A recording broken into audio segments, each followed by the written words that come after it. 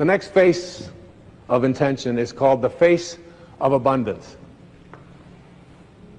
And the face of abundance, remember, I go back. This creative source reacts to your belief in shortages with a fulfillment of your belief.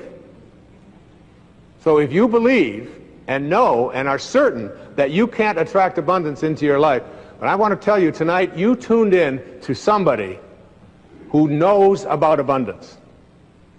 I have always been able to create abundance in my life. When I was a little kid, all the other kids in the places that I lived and so on, and even when we got back at home with my mom, pop bottles. You remember soda pop bottles? You could collect them, little knee-high bottles and Pepsi-Cola bottles and Coca-Cola bottles, and 2 cents if you took them back. I was a master at collecting pop bottles. I could manifest a pop bottle just like that. It was just...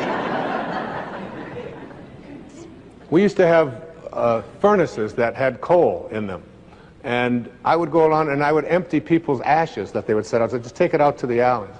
I would go to the grocery store, and because my imagination was always working on abundance, I would carry groceries out for little old ladies. You know what I'm doing today? Right now? Collecting pop bottles and taking out ashes and taking out groceries for little old ladies. Just a bigger stage. See, if I came to this source and said, I don't have enough, this source doesn't know how to react to I don't have enough. This source is an endless supply. It's like the ocean. You can take a 10 million gallon tank to the ocean of abundance, and you can take it out every hour, or you can take a thimble once a year.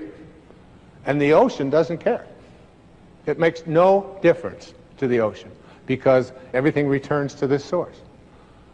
Every time I walk, wherever I go, in fact, it happened to me this morning. I found a dime. A dime? That's like major. A dime. That's 10 pennies. That's 5 bottles. And whenever I bend over, and I notice that it gets a little further away, I bend over and I pick up this coin, and I always say, thank you, God, for this symbol of abundance that always flows into my life. Never once have I ever said, how come only a dime? I need $1,000. Why are you only giving me a dime? It reminds me of a wonderful story of a grandmother who was living in that consciousness, and she was walking along the beach, and she had her little grandson with her, and all of a sudden this huge wave came right out of the ocean, gobbled up, took the son, and he was gone, just disappeared. She got down on her knees, she prayed, oh my God, please send my grandson back. How could this be? This is the worst moment of my life. Please send my grandson back. I know.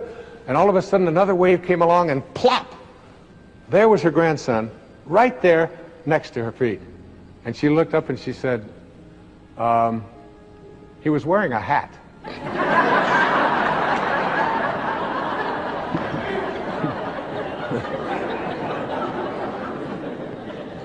The face of abundance is like you have to come to this source not with what is missing, because it doesn't know. There's nothing missing.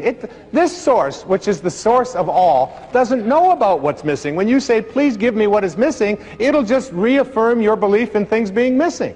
You have to come to this source by being abundant, by being in a state of gratitude, by being thankful for all that you are and seeing yourself as attracting more and more of that and being willing to give it away. The final face of these phases, the 7th face of intention, is what I call the face of receptivity. It is my intention to attract ideal people and ideal relationships into my life. This universal source is what I call an equal opportunity provider. It knows nothing. It knows nothing about not being receptive. It doesn't show up in you and not in you. It isn't anything that would judge one as better than the other. Are you receptive? Are you receptive to everyone? And you know, this works so well. My secretary and I, Maya, who's sitting up here in the box, who's been with me for 25 years. I can't shake her. As much magic as I try, she just keeps showing up. I couldn't do it without her. And we were leaving for a talk in Chicago, I believe it was, from Florida. And we had 7 boxes of books to take with us on the plane. This was in the days when you could take what you wanted on a plane. And we were scheduled out on one airline that I was a platinum something or other on, and we found out that the flight was canceled. And they had already checked the boxes in, and then well, they sent us to another airline at the other end of the terminal.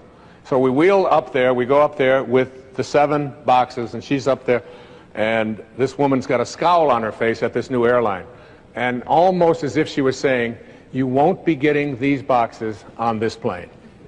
And she was determined that that was not receptive to this idea whatsoever.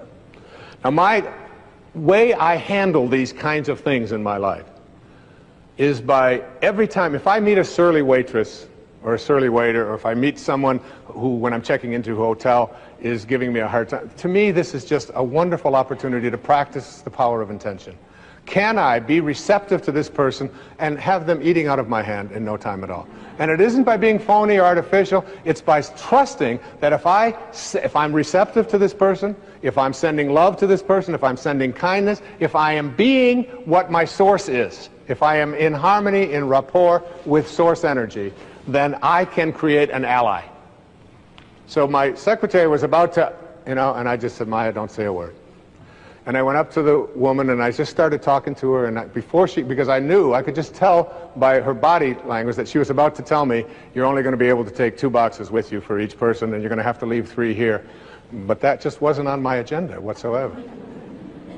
And I reached into my briefcase and I took out a book and I signed it. I said, I'd really like you to have this. I appreciate you putting us on your flight. And I started talking to her in this really kind of way, and I said, it's just, we just missed this other flight. I've got to give a talk up here in Chicago.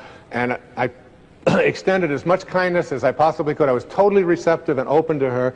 And by the time this encounter ended, she was asking, don't you have any more boxes? Isn't there something else that you'd like to ship? Do you want to ship one of your kids? We can... And upgraded us to first class, gave us everything that we could possibly have wanted, and it was all because of being receptive to her, having this space of receptivity.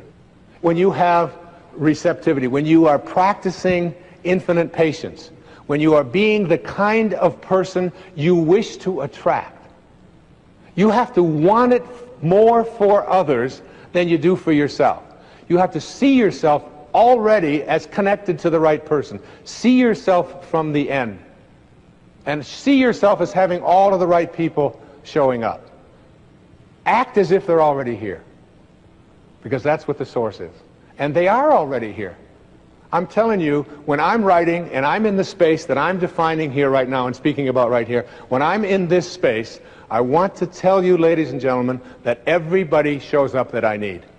And it almost gets to a point where I get befuddled by it, how beautiful and blissfully it works. I'm even befuddled by you all showing up. We just put a little notice out there and said, come to Boston. Please come to Boston. Isn't that a song? And you all did. Thousands of you. Look at you, all over the place. This beautiful place and these lobbies and going all the way up into, there's people up there, you're 1,000 miles away. You're all here. And when I'm writing, my eyes will glance on a book that's been on the bookshelf for 20 years, and I haven't looked at, and I'll walk past it and it'll fall. What is that? And I'll pick it up, and it's exactly what I needed. The phone will ring, and the exact right person will show up. When you're in this place of being receptive, kind, loving, beauty, abundance, when you're in this place, the universe conspires with you to create the right people, the right things. It all shows up. It's not your ego. I don't do it. It's called surrender. It's called, in the recovery movement, we call this letting go and letting God. Just letting go. You have a senior partner, if you knew, who walked beside you at all times on this path that you've chosen, you could never have another doubt that this would work. And I'm telling you, you tuned in today on this PBS show to listen to somebody who has believed. Not only do I believe in this and write about it, speak about it, I live it every day of my life. It always works.